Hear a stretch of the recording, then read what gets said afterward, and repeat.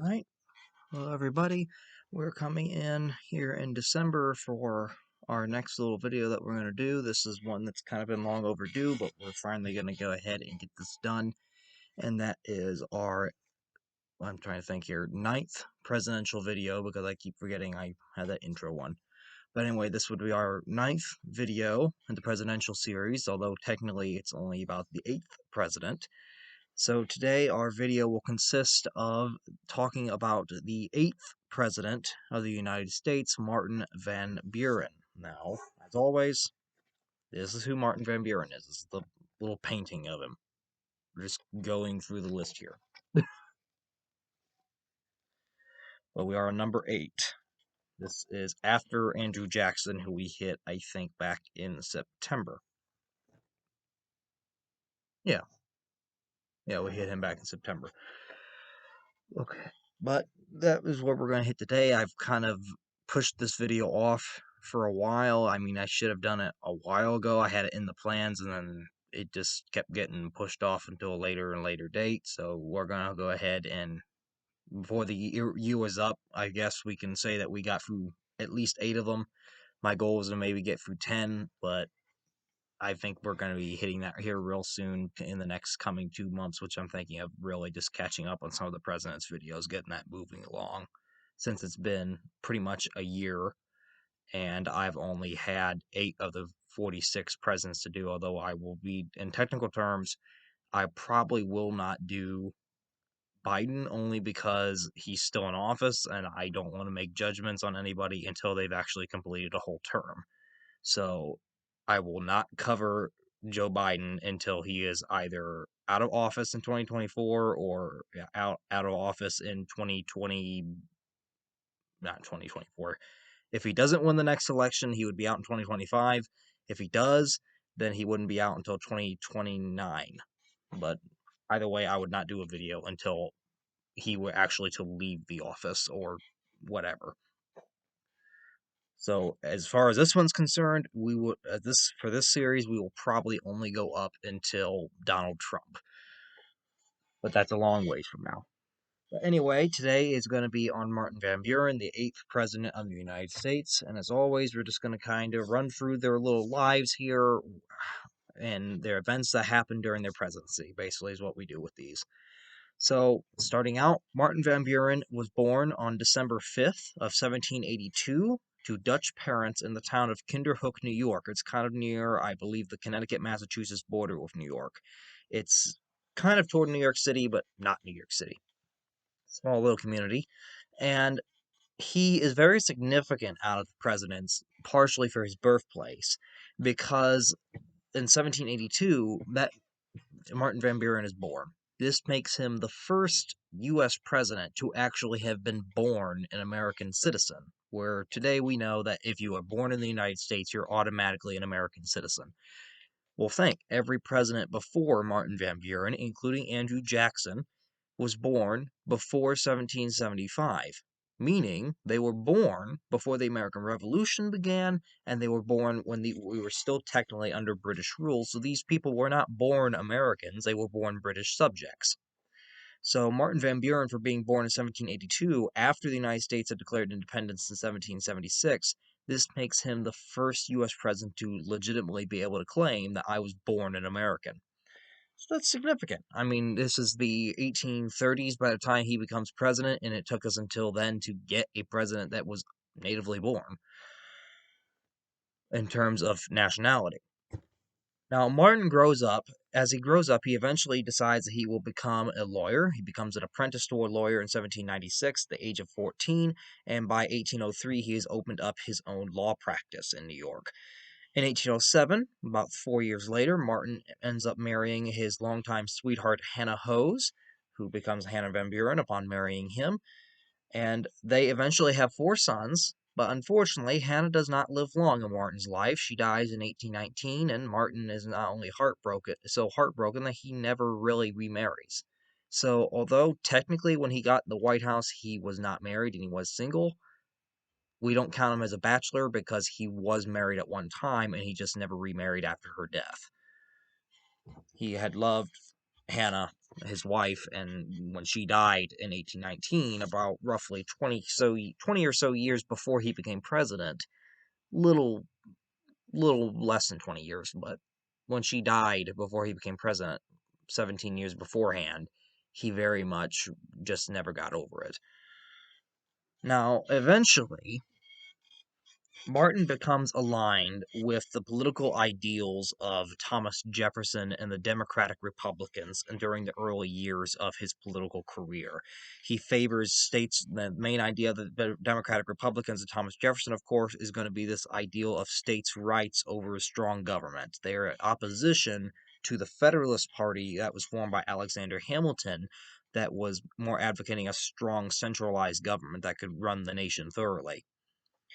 From 1812 to 1820, Martin was involved in the New York government, New York state government, and served 2 terms in the state legislature there, and he also acted as the state's attorney general for a number of years.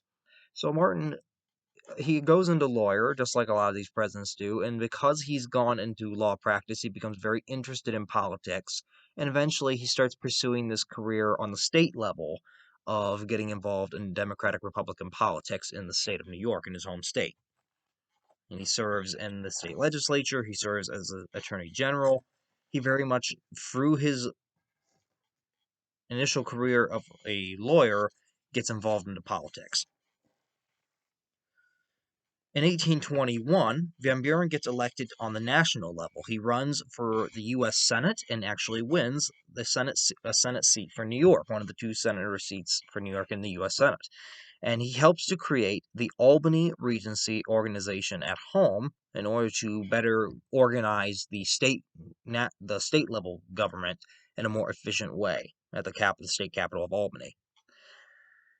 After the election of John Quincy Adams comes in 1824, as we all know, that is what was termed as the corrupt bargain by Democrats that followed Andrew Jackson, because they claimed that John Quincy Adams had not legitimately won that election. It had been basically handed to him by Henry Clay, who had somehow cut some kind of cheap, corrupt bargain with congressional members to switch electoral votes over to John Quincy, even though Jackson was the popular vote winner.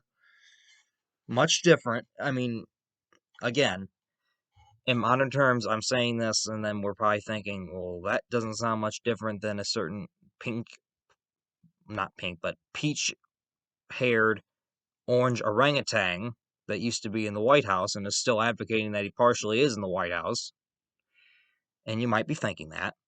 But I can tell you this again with certainty, and I implore you to do a little research on your own, that the election of 1824 was probably, in my opinion, and a lot of historians' opinion, it very much probably was a corrupt election. It very much probably was a stolen one, compared to 2020, where, other than the just endless spew of hubris and just junk that comes out of that man's mouth and his supporters, that has really no factual basis at all, at least none that they have provided so far. I mean, we're all willing to listen, but you got to actually provide us with evidence, and I don't mean stuff that's coming out of your mouth. It's got to be hard evidence, and you have yet to provide any, even in a court of law. But unlike now, where that is very much just the ramblings of a certain political faction that can't get over an election loss, the 1824 election was stolen. I'm fairly confident in that, due to just the historical basis and facts that we have about it. It very much was probably a stolen election, but I digress. 1824, John Quincy Adams gets elected president, and Van Buren is a Democrat by this time. He is identified with the Andrew Jackson portion of the former Democratic Republican Party that splits into the Democrats. He's very much in Andrew Jackson's camp. And Van Buren, who's already in the Senate, ends up being the main leader to Senate opposition to Adams's administration during his term. So, as we recalled when I did John Quincy Adams couldn't really, he had this big, wide agenda he wanted to accomplish, including a massive revamp of the country's infrastructure, such as roads and canals. But the problem came, although they were good ideas, because Congress was just so against him, they did everything in their power to obstruct his agenda, no matter if it was good or not. And Van Buren was leading this. Van Buren was the Senate Majority Leader who was basically leading this opposition to Adams's administration and his agenda in the Senate. Now, when the election of 1828 comes around, Van Buren and his allies in the Senate help to organize a coalition of former Jeffersonian Republicans to back Andrew Jackson in the presidential election. And this group eventually comes to form the official Democratic Party, of which Van Buren can be counted upon a founding member of the modern Democratic Party, at least the starting of it. I mean, it has changed a lot since then, just like the Republicans have changed a lot since then. So this gets, as we all know, Jackson gets elected in 1828. However, it is also odd that that same year, Van Buren leaves the Senate. The year that Jackson is elected to the presidency, Van Buren decides to leave the Senate in 1828, and instead he runs for governor of New York in that year, and he actually wins. So Jackson gets elected president. Van Buren is now a state governor. He left his Senate seat to run for governor. He wins at home. Jackson ends up winning the presidential election, as we all know, and Van Buren resigned as governor, even though he had just won a governor election. But he resigns as the New York governor after just winning the position because Jackson appoints him Secretary of State. So it was kind of very, very quick to turn around. I mean, okay, I'm going to leave my Senate seat and I'm going to run for governor. Yay, I've just won. Now the president wants me to serve as Secretary of State. So even though I just got elected to public office in my state, I'm going to go ahead and give it to somebody else and I'm going to go do that. So in less than a year, he went through 3 positions. But this just shows that Van Buren was a very big supporter of Jackson, and over time he actually became a very good political ally to Jackson. In 1831, Van Buren resigns the post of Secretary of State during a reorganization of the cabinet, and then instead becomes a U.S. minister to Great Britain, which in nowadays terms we would probably call an ambassador to Great Britain, but back then they called it a minister. In 1832, Jackson helps to encourage the Democratic Party to nominate Van Buren as his vice presidential candidate for his reelection ticket. Now, why would this be? And this was because, and I did a video on this last year, Jackson's first vice president was John C. Calhoun, a Southern senator from South Carolina. And in 1832, South Carolina had had the nullification crisis where it was basically claimed it could nullify a federal tariff law. They did not have to obey it, and that it would secede if the federal government tried to intervene and force it to adhere. Now, Jackson did not back down. He threatened to hang the governor of South Carolina. Now, Calhoun, who was part of Jackson's cabinet as the vice president, was very much supportive of his home state. He came to a whole different conclusion than Jackson. He stood against Jackson on this. He even helped draft the nullification documents. So eventually, because of this animosity that grows between them, Calhoun resigns his post as vice president toward the end of Jackson's first term. And this leaves Jackson going into re-election without an official vice president on his side. So he decides, well, who can I nominate to run with me for my second term? And he picks Van Buren. He encourages the Democratic Party, nominate this man. I want this man as my running mate.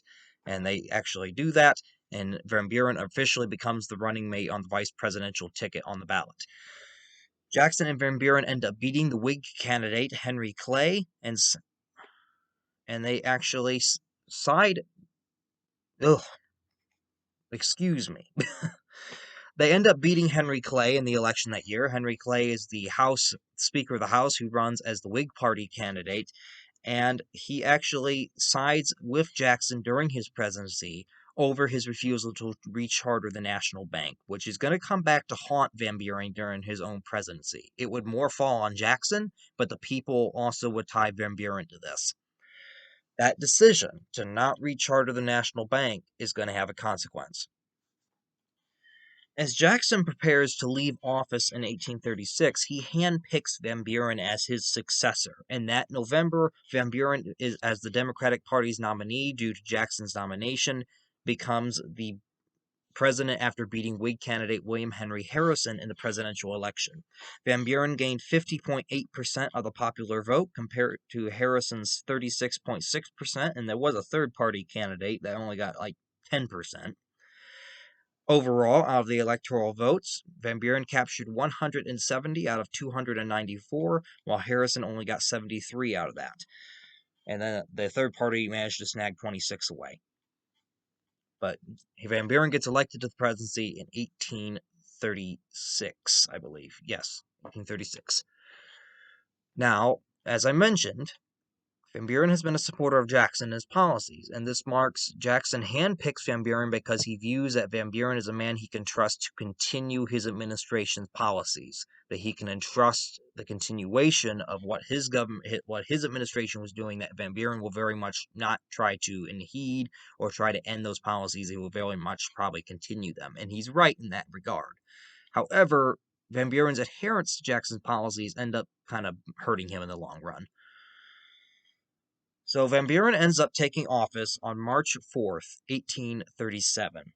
However, shortly afterward comes the big crisis that will come to dominate his single term in office, and that is the Panic of 1837, the nation's worst economic depression at that point.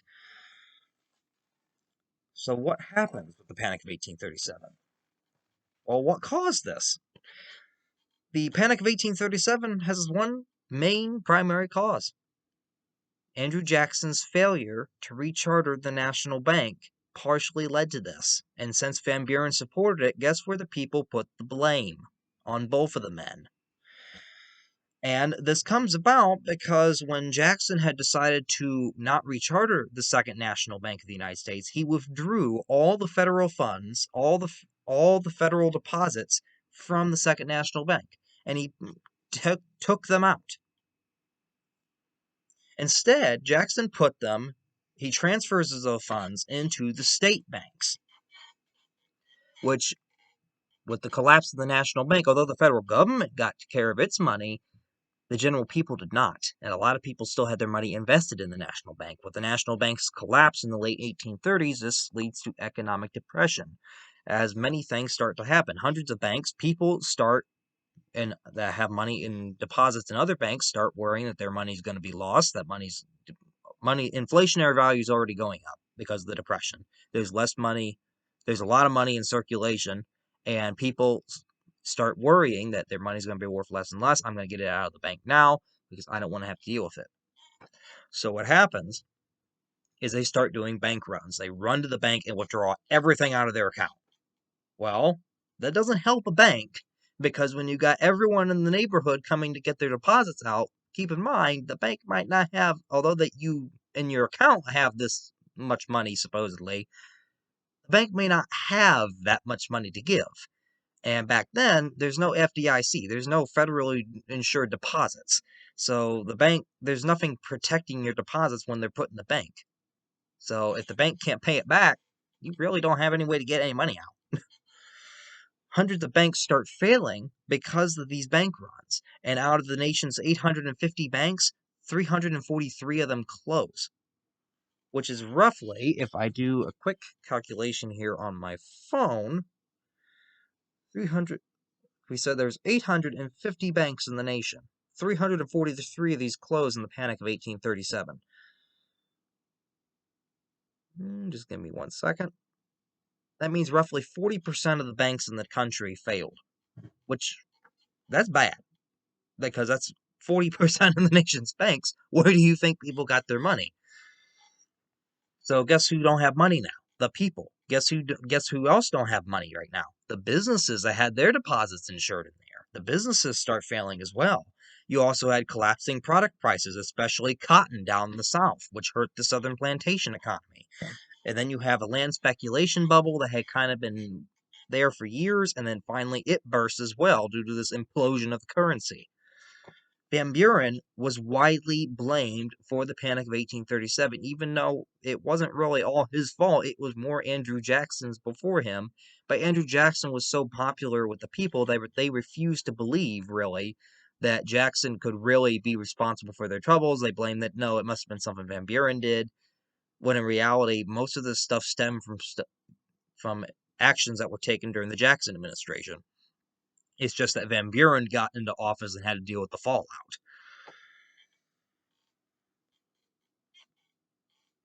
However, Van Buren's also his big mistake, however, is that he really refuses to have the government intervene in the Panic of 1837. He really doesn't have the government intervene in any major way to help lessen the depression. The only way that he really tries to help is he proposes that there be a creation of an independent treasury to handle federal funds. Well, instead of putting them in the state banks. Well, this doesn't really happen. And the only other thing that he added onto that was that he decided that I'm going to cut off all the federal government expenditures to ensure that the federal government can pay its own debts. Well, he's worrying about the federal government. What about the people? What about the citizens? And he really doesn't do anything toward this. There's no welfare programs. There's no Medicare. There's no Social Security. There's nothing back then. There's nothing to help the people who are down and out of the economy. Now, although these get passed for the federal government, again, nothing gets done for the common people who are struggling. And this causes bitter debates that many conservative Democrats during the Panic of 1837, they're so critical of Van Buren's response that they defect to the Whig Party. Also, during Van Buren's presidency, he tries to upkeep Jackson's policy of Indian removal. This was like the only other thing he was really able to focus on a whole lot, was trying to remove these people from their native lands east of the Mississippi. In particular, Van Buren gets a lot of disapproval because of one critical aspect: the Seminole Wars in Florida against the Seminole Indians. The Seminole Indians the U.S. government tries to remove the Seminoles off of their land, and instead the Seminoles choose to fight. But the problem comes with the Seminoles live in the Everglades. They know that swamp inside and out. U.S. government and army, they don't know a lick. And literally, they spend over 10 years in the Everglades trying to find and search out the Seminole Indians and cannot find them. It's a guerrilla war that the Seminoles ultimately win because the government just gives up and lets them hide out in the swamp. But this also gets blamed on Van Buren because it ends up being very costly in both lives and money. That was wasted because the Native Americans are not out of Florida. They're still there. Do excuse me for 1 second.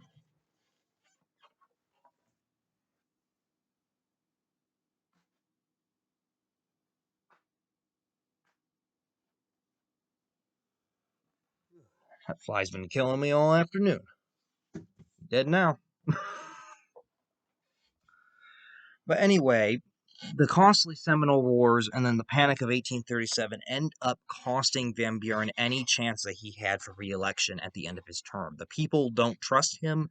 They blame him for the economic troubles. They blame him for the costliness of the Indian Wars. They say that, no, we're not going to re-elect you. And when the election of 1840 comes, Van Buren loses his re-election bid to his rematch opponent of William Henry Harrison. William Henry Harrison ends up being who he actually goes against, again, for the second time in 1840, except this time Harrison wins by pretty much a landslide. And when I say a landslide, I mean literal. Harrison in the 1840 election got 52.9% of the popular vote and won 234 out of 294 electoral votes. Van Buren, by comparison, only got 60 electoral votes and only 46.8% of the popular vote. So Van Buren leaves the presidency. And during his time in the presidency, he had kind of lost the confidence, and the American public had deemed Van Buren with the nickname of the Little Magician, because they claimed that he had done all these political tricks in his career to really get to the success point that he was, and that the Little Magician, when he got in the office of the presidency, he just ran out of tricks. He couldn't do nothing.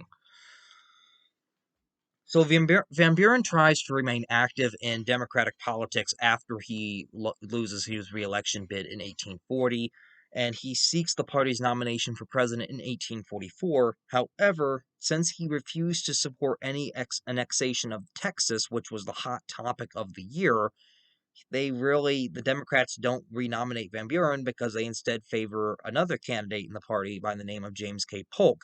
who actually supports the annexation of Texas, and he eventually does win the presidency. So we'll be talking about him before way too long. Van Buren becomes associated in his post-presidency political career, with the anti-slavery Democrats. Van Buren detested slavery. He hated it to its core, and he becomes identified with the group of Democrats who are very much in favor of abolishing slavery in some form. In 1848, he runs as the presidential candidate again of the third party third political party that runs that year's presidential election, of the Free Soil Party. However, the party only wins 10% of votes and no states at all. So this acts as Van Buren's last presidential run was in 1848. After this, he went into retirement at his home in Kinderhook, New York. In 1852, though, he does return briefly from retirement and returns to party politics, argues that pro-slavery Southern faction is wrong in its support of slavery, that they are going to tear the nation apart, because by this point the slavery issue is starting to literally tear the nation apart. So during the 1850s, he throws his support behind the moderate Democrats, who don't support slavery, but at the same time are very, very cautious on what they do with anti-slavery, because they don't want to divide the country further. And Van Buren, during the 1850s, acts as this moderator of sorts, of trying to act as this Democratic moderator to keep the party together, even though the Democratic Party ends up, by the time of the Civil War, it splits into a pro-slavery and anti-slavery faction. Now, when the Civil War starts in 1860 and the Southern states begin to secede,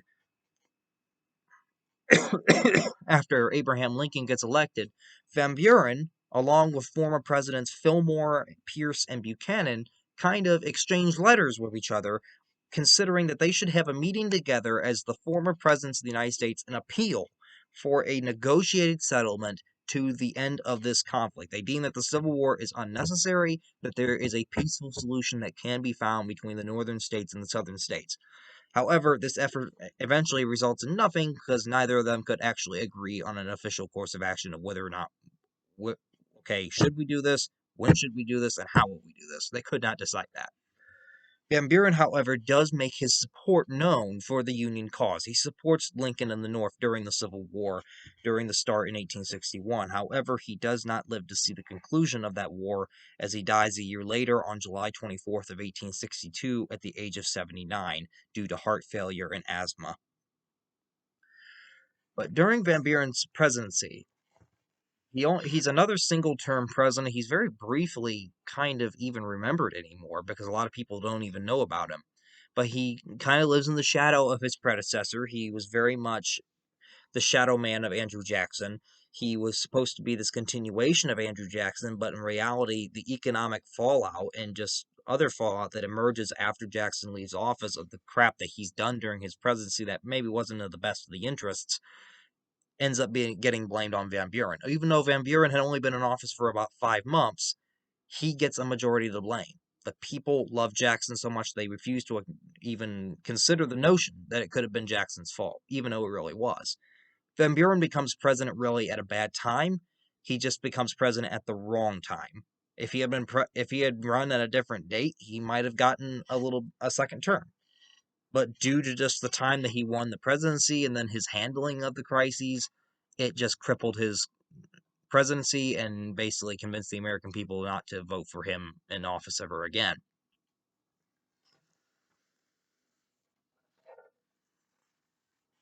So right here we have the electoral map of the election of 1820.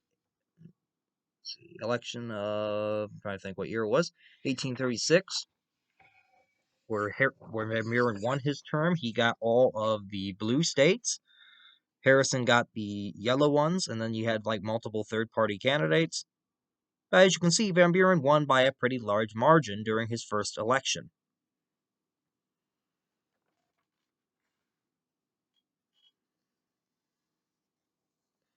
Here we have a little political cartoon that was made during the Panic of 1837, where it's depicting just the common American family and their economic troubles. But then on the wall, they got like these drawings of Andrew Jackson and Martin Van Buren, This was a Whig political cartoon. The Whig political party came up with this, William Henry Harrison's party, to try to place the blame on Jackson and Van Buren for the economic depression that the country was then experiencing, trying to say that this is all their fault and this is what the Democrats have brought you. Here we have just a little bit of a painting of the hunting in the Everglades with the Seminole Indians, of the Seminole Wars that were going on down in Florida during Van Buren's presidency. You had the Marines going out on boats in the middle of the Everglades swamp, looking and searching for the Seminole Indians while they're hiding right here under the trees. And this was happening throughout the Everglades. The Seminole knew the Everglades in and out, or the Marines that were sent in, they were getting lost in the Everglades. It was so vast a swamp and so much uncharted that they really didn't know where the Indians could even be in there. And then here we have another electoral map of the final election that Van Buren run on a national scale, really, that he had any chance of winning. And even then, he really didn't. But you can just see, compared to 1836, this is the 1840 presidential election map where Harrison beat Van Buren for his reelection bid. You can just see Harrison explodes with all that yellow compared to Van Buren, who, compared to 1836, Van Buren's support goes down immensely, but Harrison's explodes due to that panic.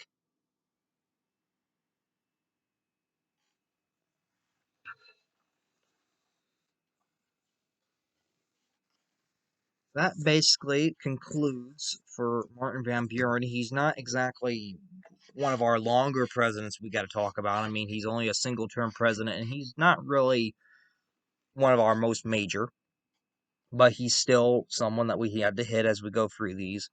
I mean, the next president is going to be even shorter because it's William Henry Harrison, and as I think we all know, William Henry Harrison was the first president to die in office, and he died after only 1 month. So I got to determine how we're going to do him because he's got so short of a career. I don't know whether to combine him with John Tyler or just give him his own video, primarily more focusing on his career beforehand, because he really wasn't president for 4 weeks. But that basically concludes on Martin Van Buren. Again, this is Dear Martin. Poor Martin. So, what I'm planning for the time being here is we're going to hit in our next couple videos next week. Christmas marks the 30th. Christmas Day marks the 30th anniversary of the fall of the Soviet Union. And what I'm kind of looking to do is maybe doing a video on the fall of the Soviet Union, how that happened especially during the 1980s, how that comes about. And then I do plan on finally hitting the Russian Revolution and the Russian Civil War, which I deem kind of need their own two separate videos just to how expansive they are, but we'll see how that goes. I might still do it in one, but I know for certain we're going to do the Russian Revolution. And then I'm thinking for January and February, since I've really not moved along as much with the presidential series, I think, as I have wanted to in 1 year, I think we're going to spend those 2 months and focus on getting some of these presidents knocked in and getting them knocked out and done. Hopefully, maybe getting up to Lincoln, which is 16, which means we got 8 more to go before him. So, hopefully, that is what we're standing at right now for a plan. Hopefully, that might go very well and actually go to plan. So, as for right now, that's what we're going to plan on. I should have a video up next week before Christmas, but if it doesn't happen beforehand, it will be right after. But that is all I can really think of for future right now. So, as always, like, subscribe, leave any comments or questions that you have in the comment section below. Be sure to put any opinions or suggestions that you have for a video that you would like to hear on a certain topic. I am always open to hearing suggestions, but you got to actually speak them if you ever have them. So, as always, the usual like, subscribe, comments, suggestions, whatever it may be. And hopefully everyone continues to do safe during the pandemic. I know that the new variant has kind of come out and probably scaring a lot of people. I personally don't know how terrified I am of it yet. I mean, I've had I just got a booster shot last week, and I feel prepared, but at the same time, I'm like, am I really prepared? Because they're saying that you might need a fourth. But either way, continue to be safe, and may God bless you all. And if I don't see you before Christmas, have a Merry Christmas as well.